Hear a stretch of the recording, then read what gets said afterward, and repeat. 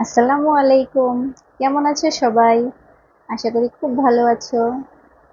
তো আমি চলে এলাম তোমাদের কাছে আরেকটি নতুন পাঠ নিয়ে। এই পাঠে আমরা শিখব ব্যঞ্জন বর্ণ। ঠিক আছে? তো আর দেরি না করে আমরা পাঠ শুরু করি। চলো, এখন আমি তোমাদেরকে স্ক্রিনে একটি ছবি দেখাচ্ছি। তোমরা দেখে বলো তো এটা কিসের ছবি? হ্যাঁ, এটা হচ্ছে কলম। হ্যাঁ, এবার আমি আরেকটি ছবি দেখাচ্ছি। বলো তো এটা কিসের ছবি? হ্যাঁ, এটা তো আরো বেশি সহজ। এটা হচ্ছে কলা। হ্যাঁ, বলো তো কলম দিয়ে আমরা কি করি? হ্যাঁ, কলম দিয়ে আমরা লিখি। আর কলা খাই। হ্যাঁ, এটা একটা ফল। এখন এই কলম আর কলা দুটো শব্দ আমরা কয়েকবার বলবো। ঠিক আছে?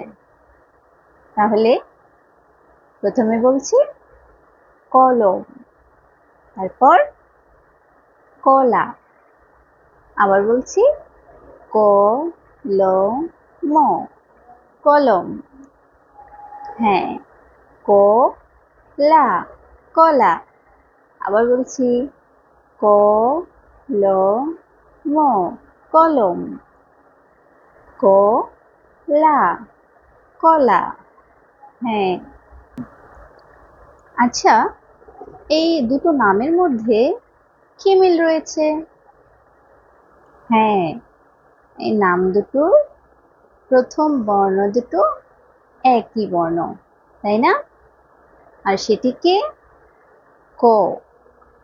এই বর্ণটির নাম হচ্ছে ক। কতে হয় কলম আর কতে হয় কলা। হ্যাঁ, তুমি ভালো করে দেখে নাও ক বর্ণটি কেমন দেখতে।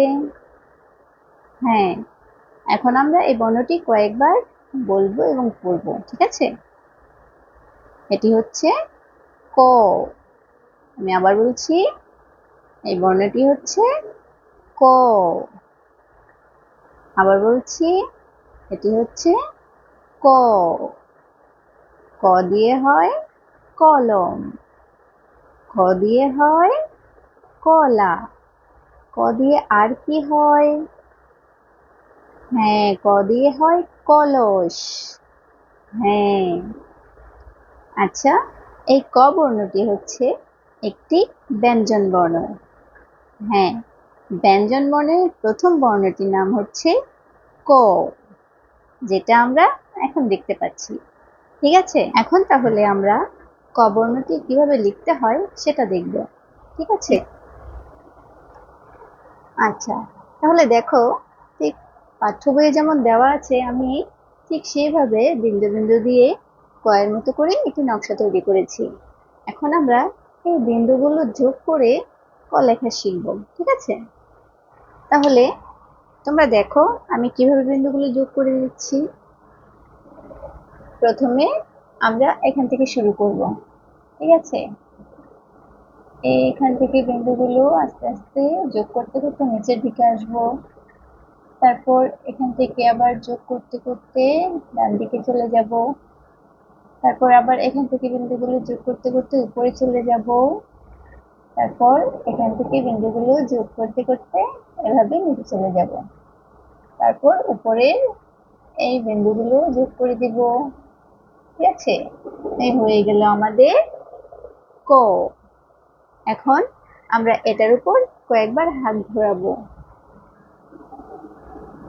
এখান থেকে আবার শুরু করব, আবার ডান দিকে চলে যাব, তারপর আবার উপরে চলে যাব, তারপর আবার এভাবে ঘুরিয়ে নিচের দিকে আসবো। তারপর উপরে এভাবে সোজা করে মাত্রা দিয়ে দিব। এ হয়ে গেল আমাদের ক। তো এভাবে আমরা এটার উপর